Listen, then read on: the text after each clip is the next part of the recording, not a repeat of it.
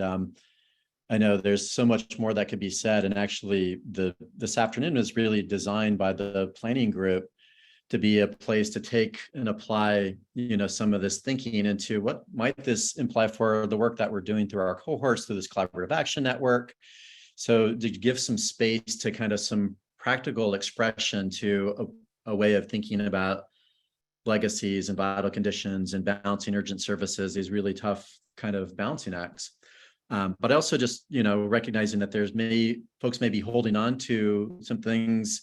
If there's anything you want to put into a chat, or somebody's like, I have this thing that was coming to me over lunch, I'd like to give voice to before we jump into the, afternoon, I would just want to offer some space for that. I'm going to be checking the chat, but if you would, feel free to get off mute, raise your hand, however you'd like to do that.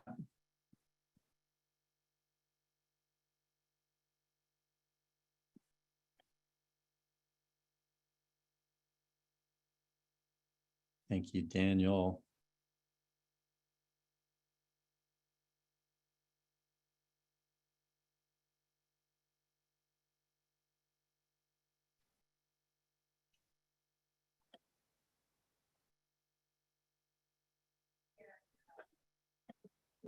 Please, Tristan.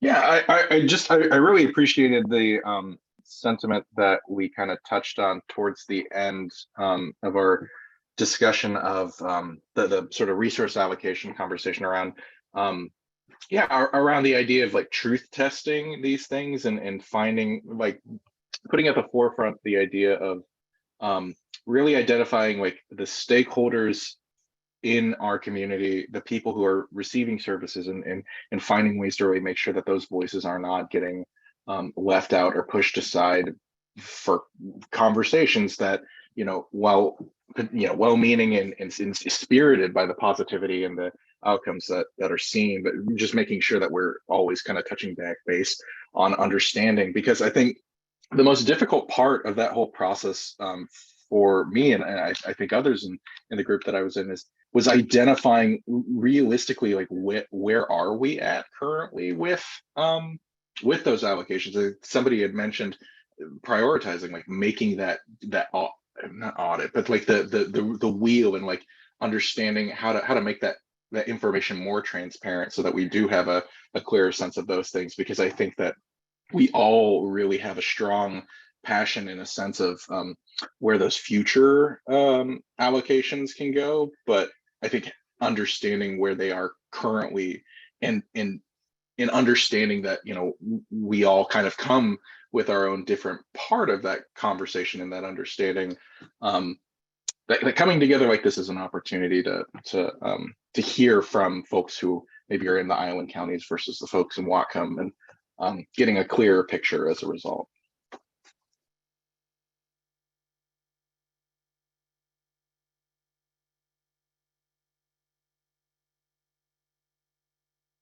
Thanks, Tristan. I see a lot of nods and reaction affirming kind of what you're saying here. Their pieces. Yeah, and Monty, can you see, I don't know if you can see the chat, but just seeing what Max put in the chat as well. Yeah, I'm seeing that, Max. Thank you for this expansive view of resources that I heard a couple different times, and certainly Marilyn really touched on, that we're not just looking at financial resources, all the different assets that might be concentrated in some ways to be a lever for change. And Max, I don't know if there's anything else you'd like to give voice to there, but really appreciate you putting that in the chat. Thanks, Monty, for that opportunity. I'm not sure that I have a whole lot more to add there. I think others have probably expressed it even more eloquently than I could, but I appreciate your elevating that comment. Yeah. Monty, if I could just add one, just thinking about, both earlier conversations and conversations over the last couple of months, and Tristan's comment. I have this friend who drew me a cartoon once of me in a box, and like, oh, whenever I think I'm thinking outside the box, I can take that box away, and then I realize I'm still in a different box. And so, that everything we do, and I think Zoom included, advantages some people and excludes other people.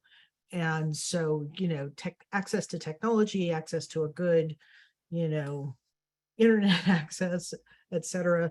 We keep thinking we're opening doors, but we limit things. The flood response taught us, like, in sharp focus, we can put out the best information about COVID or FEMA or anything, but literacy levels, like, we talk at such a high level, even when we think we're being simple, and everything is in English, and we always think secondly about how do we translate things.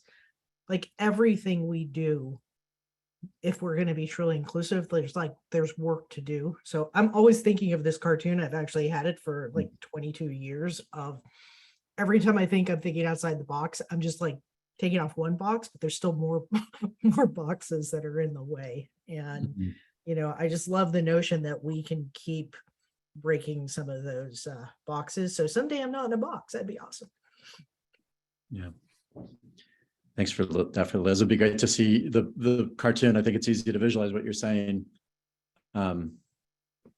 Yeah, and I appreciated some of the comments that a number of you made, just even thinking about an exercise that we were having around a creative tension of understanding the legacies of exclusion and harm for centuries that have been inherited, Xenia and Maryland in particular, really naming those legacies of harm and exclusion, and how much we can shift the system for transformation, still working within those boxes, whether that box be capitalism, whether those boxes be the anchor institutions within our own regions. And I think to your point, Liz, around just the blind spots around exclusion that even group some of the folks here, we may not always recognize, and thinking differently about that. So again, there's going to be space to continue to think about this work creatively. I think one of the, in addition to the themes around, making sure we don't leave others behind as we pivot from urgent services to a more intentional, concentrated investment in vital conditions, whatever language, this, community and this collective decides to use for that, is just the recognition, I think, of there's some collective power here, right? And this, to Tristan's point, what does it really look like? Liz, you talked about, how to flip this script. Hey, there's what we work on as a collective, who gets included as a collective. There's room to get outside of the box to really radically rethink whose voice and how power is being distributed. And I hope that we bring some of that into the conversation this afternoon. And, Xenia was pointing out, the cohorts are an early start, an early expression of distributed leadership. They're not the only way. It's early, there's experimentation, there's room to co-create, but because they are one of the first expressions of how we're flipping the script as a network, we wanted to spend this afternoon at the beginning to just do a little bit of a level set so that we kind of had a chance to see and hear what are the different cohorts up to, what is that starting to look like and sound like. For some of you are multiple cohorts, and for some of you, this may be an invitation into a cohort. So we wanted to start with kind of a level set on that front, and then we're going to, as Liz pointed out earlier today, move into some cross-cohort conversations to kind of think about how we might take on some of these creative tensions. So appreciate everybody being so, thoughtful in the chat and bringing themselves, into this conversation, however you feel comfortable. So just hope we want to encourage that. And maybe on that note, I think Xenia, each of the cohorts is going to just give us a little bit of an overview. What's the focus? Where are we now with this cohort? And remind us kind of what the scope and maybe early emerging directions, if there is one, for some of the cohorts. So I think, Xenia, I just have you first up on our list, just to even talk a little bit about the equity cohort. Sure. Yeah, I'm happy to, Monty. And thanks everyone for listening to me again. So I am the lead of the equity cohort. We've got an incredible cohort. We've got a group. We've got Michaela Vendiola. We have Marco Morales. We have Nika Osteen, Liz Baxter, and Megan Tripp, all as work group leads. Within the equity cohort, we have a racial justice work group, really looking at advancing the learnings around the intersections of racial justice and things such as LGBTQ equity, ableism, religious discrimination, religious discrimination, classism, et cetera.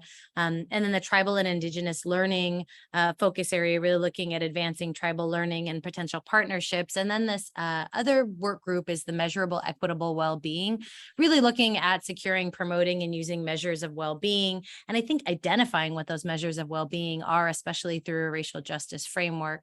I know that the work groups have all met once, I believe, and so folks are starting to define the work of the work groups themselves, which is really powerful. Everybody comes in as a level 1 equity partner, which means everyone is attending the monthly learning sessions. And then level 2 partners are also attending monthly design and planning meetings. In those meetings, we've really been focused on just getting a sense of what folks' priorities are in the space. So we did this activity as a team, really looking at what are the priorities, goals, where would we like to see this work go? And then we asked the group that as well. What are your priorities? Where do you see this work, being really powerful, meaningful, and where are the opportunities to make change? And, through kind of some informal polling through Mentimeter, shout out to Mentimeter. It's been fun learning that. We identified that the group was really interested in some what we would call like institutionalizing equity, really working within systems or to mitigate harm or to dismantle or to build new systems that work for folks. So in parallel, we've also been talking about decision-making models before we get to a space where we need to make decisions and we're like, oh, how do we make decisions as a group? It's really important for us to have the early conversations. I think it's not only a principle and a practice in equity work or anti-racism work or decolonizing practice, but to really think about how do we ensure decision-making that is grounded in the communities that we serve, that we seek to serve, or the identities and experiences that we hold as individuals. And, the conversation was incredibly powerful that we had last week around decision-making models and really brought up a number of things that we've heard kind of over the last couple of days, the call in and reminder, who are we centering in this work and how are we inadvertently not centering those folks or giving space and place to, dominant forms and narratives that may be, may perpetuate the suffering of certain communities? How do we not reinforce deficit-based thinking? How do we ensure that we're not working from a scarcity model, that we're really leaning into this abundance? Mateo talked about that today, even in the activity, right? How do we kind of move from these traditional practices, or not even traditional, these really societal and dominant practices, perhaps back into traditional ways of knowing. And then really, again, grounding in that abundance, legacies of inclusion and belonging.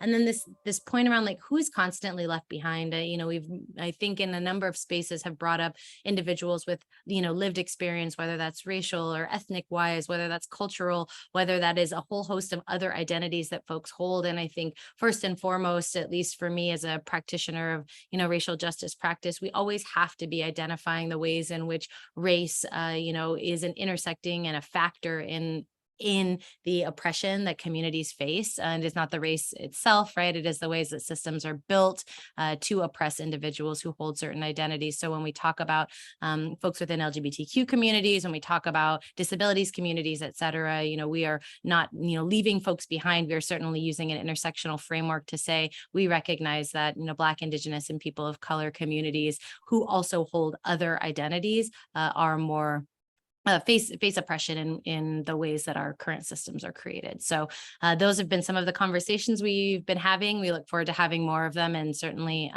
welcome, folks who want to participate or learn more. And I just am really an appreciation to all of the folks in that group. Thank you.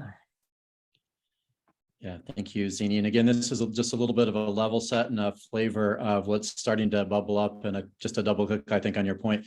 The price of admission as being part of this network is actually everybody is in this equity cohort and on a journey to build equity muscle, but there's opportunities for those that want to lean in more into kind of how we might institutionalize equity, how we might really fundamentally break open systems to think about how we center share power. So all those great questions that this group's working on, huge opportunities for folks to continue to lean into that cohort.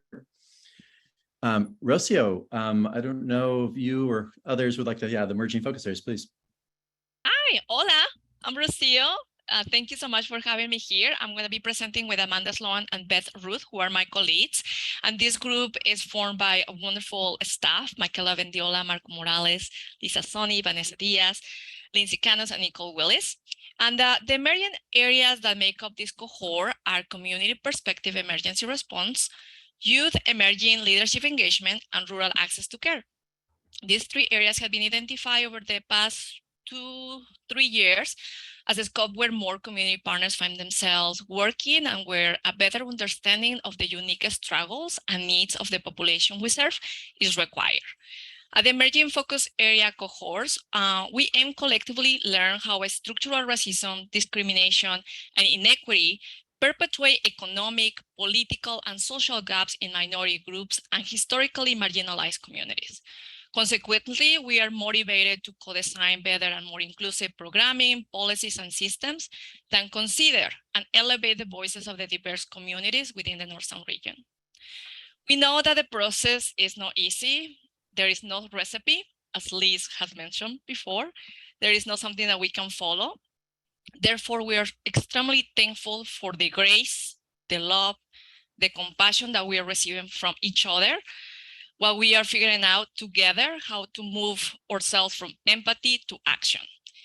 And I'm going to present very quickly about the community perspective emergency response. Specifically, this is a work group that is co-led by Lisa, Vanessa, and Nicole. And they have been coming together, I think a few meetings so far as a collective, as a work group, to identify key focus areas for the work ahead.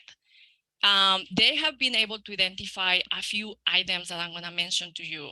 First of all, they want to define what emergency is for this group and what is the specific focus. They want to continue building relationships between the community, community-based organizations, and emergency management groups. As well, they want to focus on preparedness and prevention, and they want to spend some time in improving information and resource dissemination. So they're going to be spending some extra time in the next few months to identify what are the particular efforts and interventions that they're going to be selecting and implementing pretty soon. All right, so then I'm going to pass it now. I'm going to share the space with Elizabeth Ruth, who's going to be talking about youth emerging leadership engagement. Beth, the space is yours. Thank you, Rocio. So hi, everyone. I'm Beth. I work for United General District 304. I'm a level 3 network partner co-leading the emerging youth and emerging leadership engagement focus area with Marco and Michaela. And we are so pleased to now have 24 people so far, always room for more, from around the region who are bringing such an incredible breadth and depth of experience and really their passion for youth-centered work to our group. And I just wanted to share something that we have started considering. We had our first work group meeting and brought this question to the table that applies really across all of the cohorts, I think. How can we radically work for youth and lean into our shared beliefs about future generations and being accountable to them? So we'd love to have you join our work. And Amanda, I'll pass it to you. Thank you, Beth. Thank you, Rocio. I'm Amanda Sloan, and I work for Skagit Preschool and Resource Center, and I am the level 3 lead for the Rural Access to Care group. And first, it was created to help understand and advocate for strategies that uniquely impact rural and remote areas, including access to behavior and physical health, transportation, workforce, and education. While this group has had the opportunity to hear different perspectives, it has taken time to fully understand the challenges and assets and specific needs that each community has. We are still in the process of identifying specific goals and strategies, and we are looking at ways to overcome barriers and not just create Band-Aids.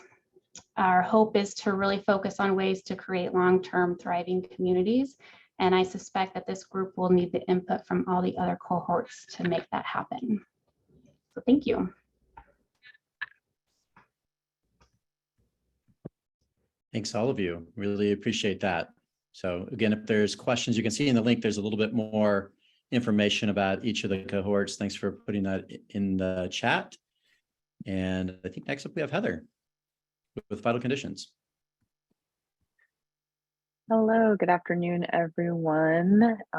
Thanks. And I will share a little bit about the Vital Conditions cohort. So we got to hear a bit more about Vital Conditions this morning as we were doing the investment exercise.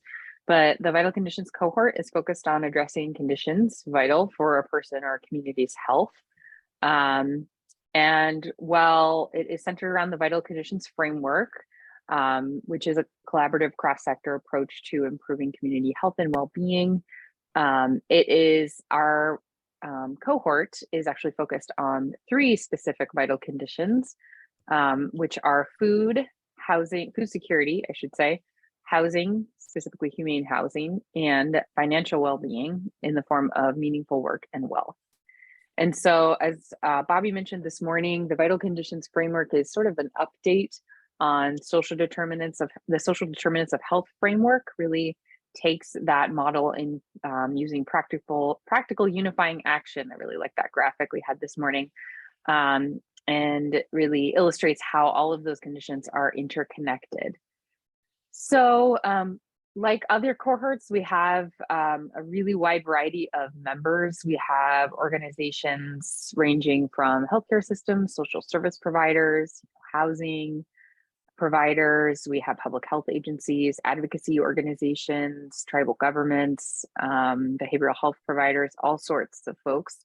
In our cohort, we actually don't have any level 3 partners. So we don't have that same level of planning that you get to see here from Beth and Amanda, but hopefully soon once we get more going in this work. So we, like the other cohorts, have had several all cohort meetings. We have had 1 work group meeting. I will just briefly mention we have our food security work group, which is focused on ensuring people in our region have reliable access to nutritious, culturally appropriate food, and that's led by Vanessa Diaz. Our humane housing work group, which is focused on addressing the availability, affordability, and quality of housing, and supporting people who are experiencing homelessness, that is led by Gabriela Cardona. And our meaningful work and wealth work group, which is focused on ensuring that people have access to meaningful, purposeful work that meets their financial needs, and also addressing generational poverty. And that is led by Erica Littlewood and David Rowan. And so so far for each of the work groups, which is really, where we've talked about where the rubber meets the road in terms of determining what strategies we'd like to focus on in this area, we've really centered on talking about values, relationship building, and discussing the road ahead, and how do we do this work in a way that really balances the urgency that we all sense around improving well-being in our communities with a process that is equitable, that is thoughtful and inclusive. Some things that have come up are around addressing systemic barriers.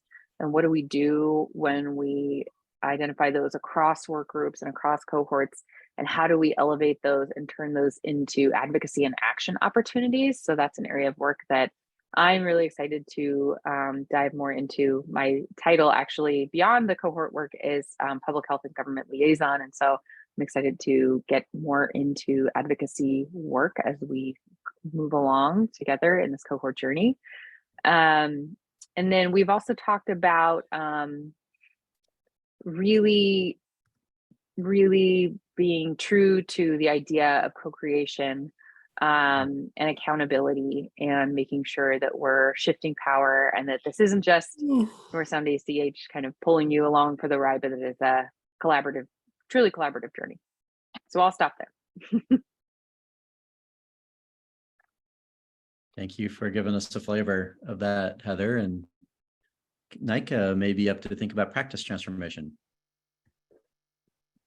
Hello, my name is Nika Osteen. I use she, her pronouns, and I am the Senior Program Manager for Practice Transformation at North Sound, and I am co-leading the Practice Transformation cohort with my lovely co-leads, Kathy Asada from Center for Human Services and Yuki Yang from Ideal Option, and they have been an absolute pleasure to work with, and I'm very excited about where we're headed.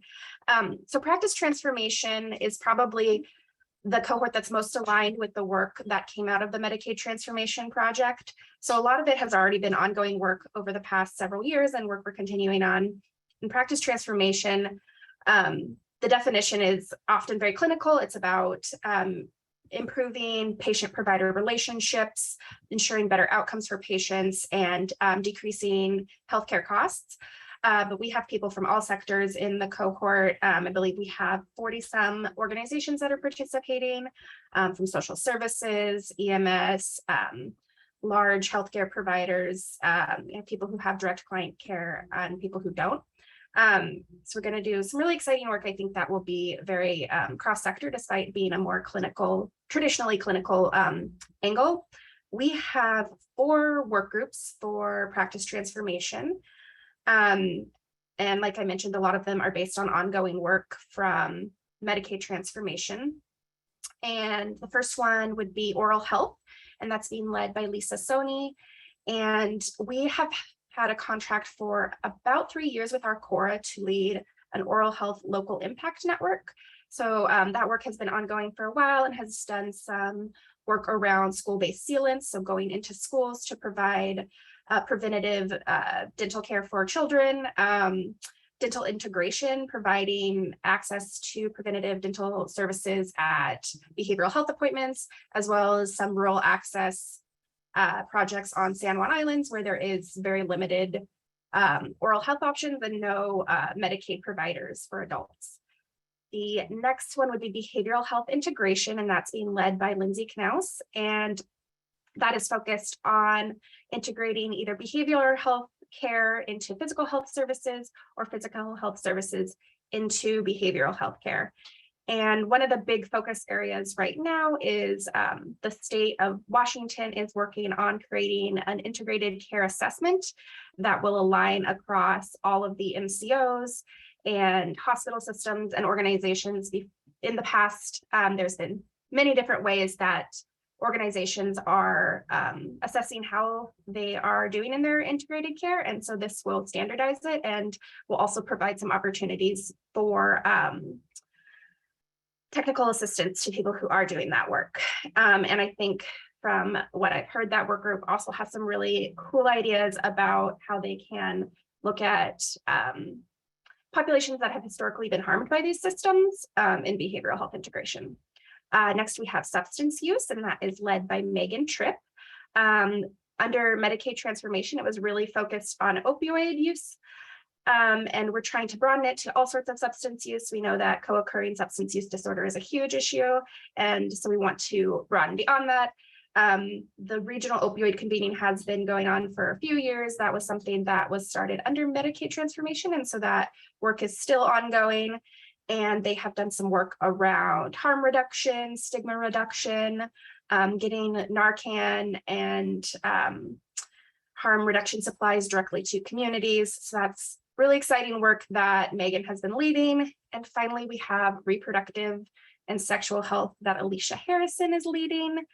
And that one is under Medicaid transformation. It was just called reproductive health, but we had a discussion about adding sexual health to it to acknowledge that everybody deserves access to safe and inclusive care, whether or not they are able to reproduce around their sexuality. And so that one in the past, the ACH's Early Win project, which Liz mentioned a little bit yesterday in 2017, was actually around reproductive health and getting long-acting reversible contraceptives such as IUDs and implants into getting training and getting those out into the region.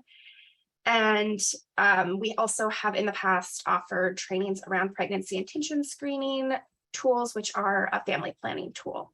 But that is an area that we're really starting to dig into and hasn't had as much work done as some of those other areas, but kind of cross-cutting across all these work groups is really the focus on rural access to care. These are all things that are really hard to access in our more rural areas, and focusing on those communities who have been historically harmed by these systems. Yeah, so I'm really excited. If you are interested in learning more about any of the work groups feel free to chat me or email me. Thank you, Nika. And I think one more, and Rajdeep, I think you're gonna hit care coordination for us, please. Hi there. Good afternoon, everyone. My name is Rajdeep Atwal. I go by she, her pronouns, and I am a senior program manager here, predominantly leading our care coordination hub effort. I'm the lead for our care coordination cohort. And excuse me if I'm a little anxious. There's a bunch of thunder and lightning going on right now, and I do not do good with thunder and lightning. So just letting you all know. But I'd also like to introduce some of the leads and co-leads of this cohort. So aside from me, we also have some wonderful folks who are helping lead this effort forward. We have Alyssa Lopez Caster. She's our level 3 helping with our work groups. We also have Jessica Nye from San Juan County, Mike Hilly from Whatcom County EMS, Sandeep Singh from Skagit Regional Health, and a couple of folks from our team. We have Alicia Harrison, Gabriela Cardona, who are helping lead the hub work group. We have David Rowan, who's helping with the cross-sector care coordination work group, and then Erica Littlewood and Liz Baxter, who's helping with the mobile integrated health work group.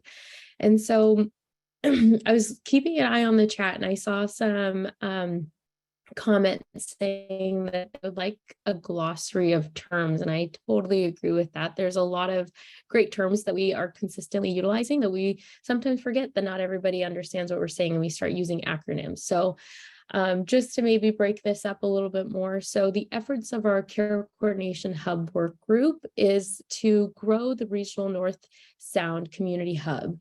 And to do that, we're working on sharing a singular platform or a common platform to help advance the workforce strategies and support our community health workers and those folks who are in our community doing care coordination.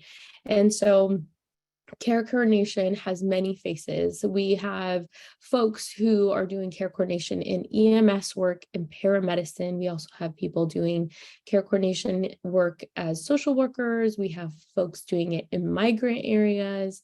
So this looks very different, and it's really unique to be able to see all of the folks that are actually participating in this. For our cross-sector care coordination work group, the prominent or predominant areas that they are working on is addressing needs of our community that intersect with multiple systems and sectors. And so those folks who are familiar with emergency response, courts, housing, advocacy agencies, cross-sector care coordination is working with those folks. And then we also have mobile integrated health. And so as you'll notice, as I'm describing some of these, there's a ton of overlap with care coordination work groups. There's almost so much that some of them, there's little slivers that I think are unique, but otherwise most of our work groups are actually coinciding a lot. And there's shared ideas, which I'll talk about those as well. And so our mobile integrated health really launched forward because of COVID-19. And so mobile integrated health really works at coordination services that occur outside of the clinic or office setting. And so some of that, like I said earlier, fire and EMS folks are doing a ton of care coordination services. And oftentimes while in transport to emergency services, they are coordinating care. They're trying to figure out where this person's going to go after they're released from the hospital, after discharge, or while they're in shelters, how to make sure that they're going to be safe in the shelter that they're at, in managing complex medical cases that are comorbid. And so some of the universal shared key terms that we've been kind of working on together as a cohort is creating a universal ROI. We've really kind of started digesting that a little bit more as we're going into work groups, and I'm privileged enough and so excited that I get to actually step into every single one. And I think some of our level 3s also get that same privilege. And it's really cool to be able to hear, though we're all separate, we're all kind of saying the same things. And I was like, oh, this is great, de-siloing the system a little bit. So A universal ROI is one thing that's been kind of a common theme among all work groups, that we really want to stop bottlenecking these services. And what ends up happening is our EMS folks, when they're in transport, they're doing a portion of care coordination. And once they eventually drop this client or patient off at the EMS, that's where systematically their job stops. But that's not really, oh, thank you, Heather. ROI is release of information. Yes, it is. Thank you. And their positions stop. However, if someone is in need of these services again, the same EMS or emergency response folks are called again. So they have very little interaction after the patient is dropped off at the hospital. So creating a universal release of information form would allow for more fluid communication amongst all service lines that are being developed and devoted to client care. And then another really great thing, return of investment. Another great thing is trauma training. That's another focus that we've had here is there's a ton of trauma that's associated with consistently working with clients, consistently working with patients. There's a lot going on, and it's really important that we all take the time that we need to really honor the folks that are working and engaging with clients and hearing their stories and being a part of their life. And trauma training is essential for all facets of care coordination. And then mainly what the end scope and what the grand scheme of care coordination is that care coordination is intertwined and laced in most all work groups in all areas. We really want to focus on trying to get a patient or client the care that they need in the most streamlined way.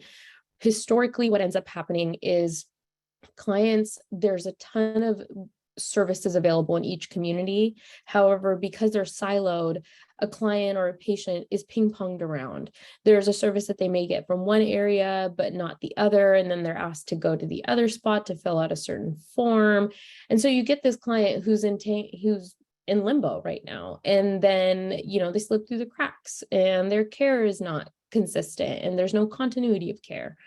And so really the focus is that as we progress forward and as our work groups start working more towards their common goals and sharing themes, and this overlap is occurring, that we might honestly just kind of create a common goal that we all want to work on and have our own facets to get there, is that we'll develop a service line that's more community-based and community-centered. All of our organizations are community-based and community-centered. We just need them to all talk to each other so that we're able to have this continuity of care happen. It's a big goal. It's a big dream. And I know that. And I don't know if you can hear my thunder going on, but I'm very excited moving forward. And, we have a great group of folks here, and the care coordination, cohort is open. So if you're interested in something like this, please let us know. Please contact me. And I'm happy to share more about it. But yeah, thank you, Monty. Thank you, Rajdeep. And I think on that note, all of the cohorts are open for folks who want to be part of the meetings that are happening. And, I think you're already hearing a lot of the threads of overlaps and potential intersections. And, as has been pointed out, this is being experimental. But it sounds like, all of the groups have some momentum. There's no recipe here, but they're starting to bake, and that's exciting to hear. And wanted to, there'll be chance on the other side of our break to see if there's other things that are bubbling up around the cohorts. And we wanted to make sure that we're not siloed through the cohorts. That is just one way of thinking about this work, and how do we start to have, some conversations around how we might really create the future we want to create. So we wanted to just, in serendipity, you're going to end up with small groups with some people that you may know, or people that no doubt people that you don't know, partners, to really start to ideate around how we put some of these practices and values into motion. And so we have just a couple of dialogue questions that we're going to invite you to just kind of take on in the next 45 minutes. And I think Stacy's going to put those in the chat. And these are self-facilitated groups. You're not going to have facilitators like for the other exercise we just went through. This is more of an open dialogue. So the first round, take 10, 15 minutes to kind of just introduce each other. What organization, What community, what cohorts are you part of? You're part of one. What's a core value that really is guiding your work or has been guiding your work or your vocation or however you show up in life? So making sure everybody's voice gets in that first round is really important. And hopefully we'll continue to make sure everybody shares airtime all the way through. Round 2, and again, these will be in the chat, is where do you see collaborative opportunities for action and shared investment, kind of building off this morning's conversation to really expand vital conditions, whatever language we want to use around that, all people in all places thriving. Are there some bright spots or some ideas that you're continuing to hear that would be really opportunities to build on? And what does it, imply for new ways for us to be working together? So that second round is really around, that possibility of starting to apply our collective investments, collective energy, some of which may be happening with their cohorts, but just to be able to name that, some of the things that maybe haven't been said yet. And then the third round is really around kind of what are you hearing over the last couple of days that really stands out for you that, you're excited about potentially to take your organization or feels significant that is worth naming. So don't feel locked into those questions entirely. This is your network. It's ripe for your takeover. Whatever was meant to be said, we're the energy group. We just encourage you to go for that, but we're going to give you 45 minutes in small groups, self-facilitate, and we're hope that you will come back and be willing, if there's somebody in your group that might just kind of share some of the key themes that we can both chat out and kind of give voice to after we're together. So you have till about 2:10. That's 2:00 and 10 minutes after 10 o'clock, and you are going to magically go into groups with new partners. So thank you, Tiffany and team. Folks that are coming back into the space, and again, know that you all have expended enormous amount of physical and mental energy in a Zoom call. That's a very long Zoom call, but also in recognizing we all wanted to be together face to face. And you all have made the most of really time together virtually. And so again, encourage you all in this kind of last moments together to use the chat. What was significant that was coming out of the conversations, and would love just to hear some voice given to what was feeling particularly significant around that round 2. Where are we seeing the big opportunities for collective investment, collective action, and what are the implications for new ways of working together? So just open it up to you all.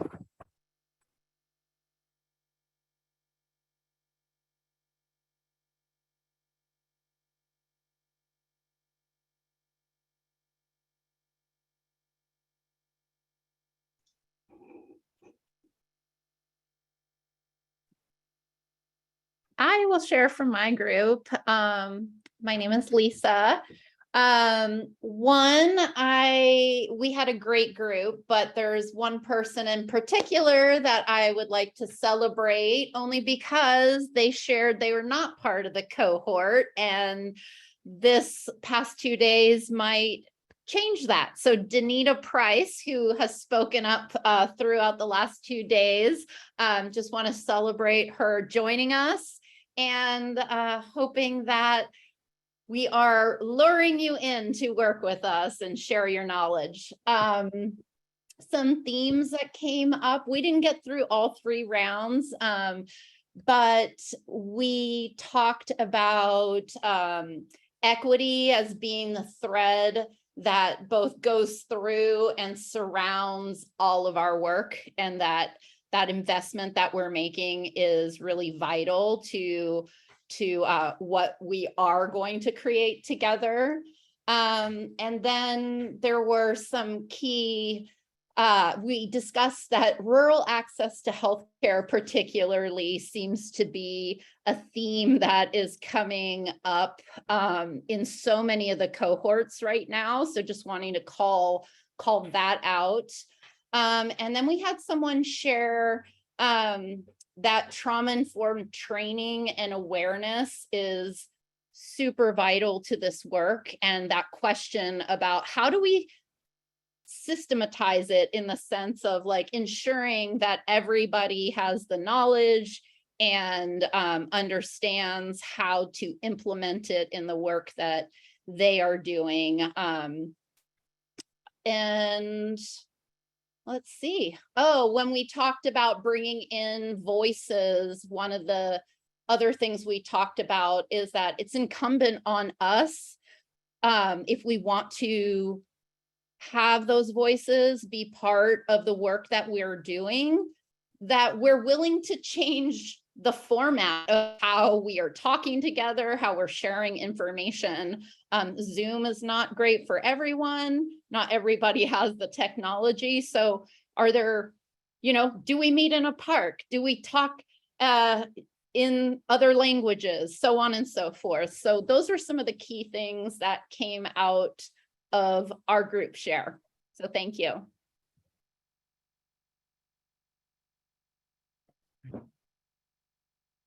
Well, since Lisa opened the door, I will represent room 1, and I'm literally going to read our notes. Thank you, Nika.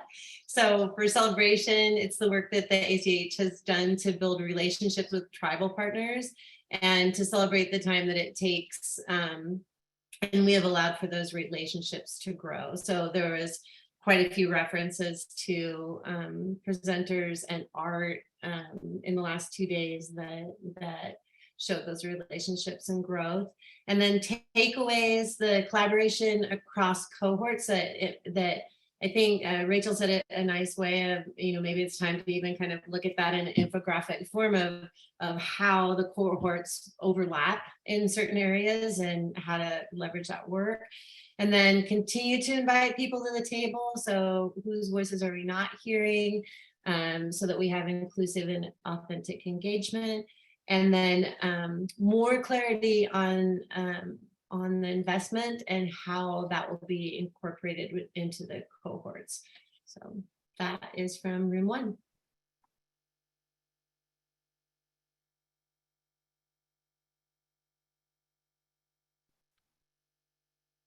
Thank you for that. Again, chat's great, verbalizing wonderful. I think that this idea around clarity around investments, that's kind of emerging. I think that Liz and Nicole may touch on that just a little bit. A number of themes around underheard voices, and Ara, thank you for your chat on that front. What else was significant in your conversations? Oh, Rosia. Group, so I'll, sorry. Please. You want me to share, Monty, or shall we make room for Delfina? Both. Delfina, do you want you starting, and then Rosia? That'd be great. Okay, well, pretty much I summarized it here in the chat. My group was formed by Maria Santos, Beth Ruth, Desiree Vives, and Stephen Sullivan, and myself, Rocio. And we want to make sure that we had these notes, and that way I can articulate the consentment that we had during the meeting. So we want to continue with the cohort model, but we want to make sure to make a space for other ideas or other ways to do the work. We need to include more primary services providers, people that are doing the work, people that are doing the work in the ground within the cohort model. We want to make sure that we listen to our communities, specifically the communities that we're serving, but we want to create a structure for this to happen consistently. We don't want to take data from the community and not giving them the space to shape the work. We want to make sure that we're going to share the power, and we believe that we must take the services to where the people live and work. And we want to elevate the desire of designing programming with compassion and care. And please let us dream, let us make mistakes, and let us grow. Thank you for the space. Delfina. All right, well, I feel like we're just building and off of a lot of what everybody else has said. So in my group, I had Alex, Dustin, Jim, and Barbara, and there were several kind of strong takeaways. And I think one thing is like looking at those urgent services and vital conditions and feeling a sense of overwhelm, like how can we possibly target it all? So choosing a few areas to really focus on, knowing that our approach as partners across the region is to have a long-term investment in this work. So sometimes we need to start by focusing on something small. I think we definitely talked about making sure that we collect stories and empower voices from the communities that are being served to make sure that they're at the forefront of feeling like they're heard. And then thinking about who's not hearing the voices. So not just who's not speaking at the table, but who's not at the table that needs to be hearing this. And so a lot of that is around elected officials and legislators. And I think it brought me a lot of inspiration finally of feeling like, wow, this is, ACH can help us build this power.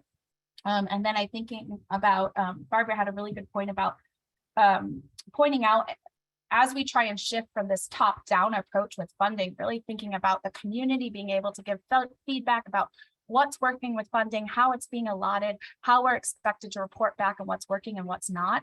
And rather than having little dribbles of funding from different sources, is like having these bigger state agencies and regional agencies work together to give cohesive funding to communities so that they're able to work across the board on all these different projects. So those were our big four. Thanks.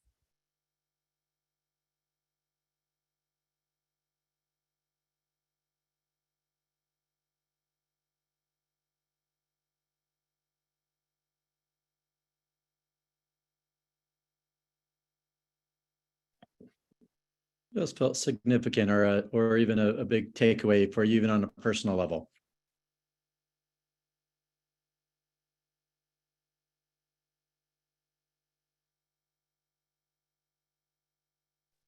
Lauren? So our group was championing everything that's been said already. And I don't want to be our last group because it's kind of a Debbie Downer, and I want somebody to go after me to lift us back up. But I think what I heard in our group was that we are just so overwhelmed. Our quality people are leaving us for better opportunities for income or whatever. And this work is so slow, and we just, to carve out even 3 days to attend this is an overwhelming burden for many of us. And how can we of course, we honor this value of this work because we wouldn't be here these days, but that also needs to have a voice in, that this is what we are feeling in the ground, in the actual fingers in the mouth, as I call it. And so like I said, I didn't want to be the last one to speak, so the next person can lift us back up to this great work that we are all doing. But I did want to add that voice to it. Thank you for that voice. So Ari, you can, or we'll see if you can lift us up, but don't feel obliged. I think we just need to keep telling the truth, right?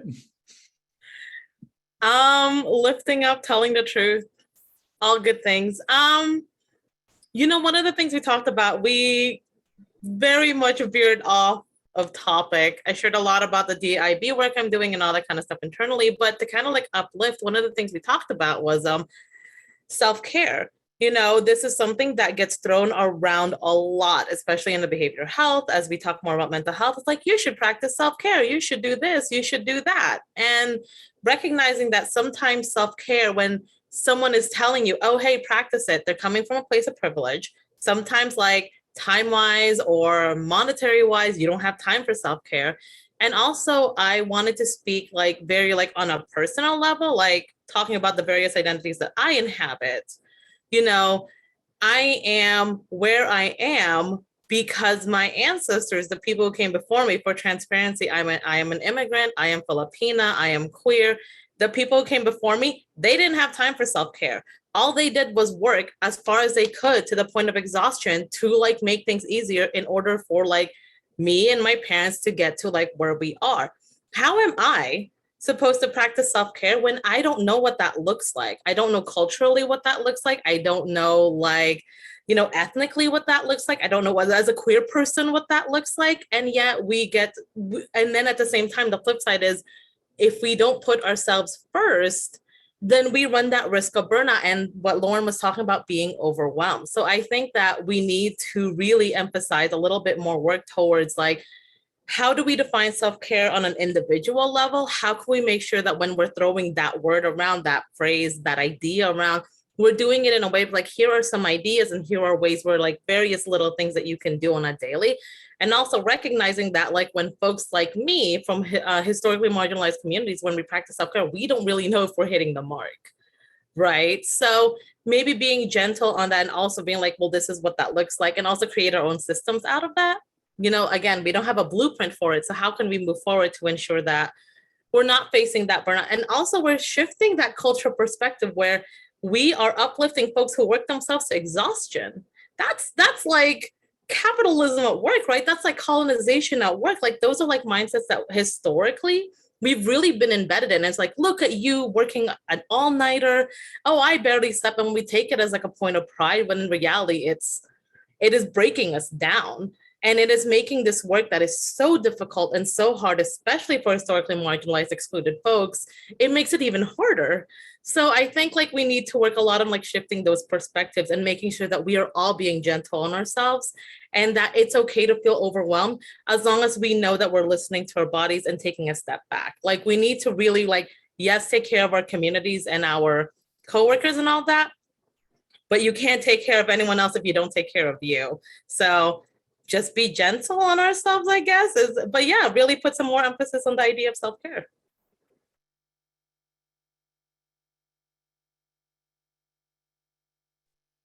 Just getting to know you as your voice, there's lots of folks that resonate with your truth. I really appreciate you speaking into that. And Jackie, I'm seeing your message, and I wonder if you want to add anything to just the practice of self-care. Yeah, thank you. I think if my signal's a little wonky, Monty, so right, give me a flag if I'm like, you lose me completely.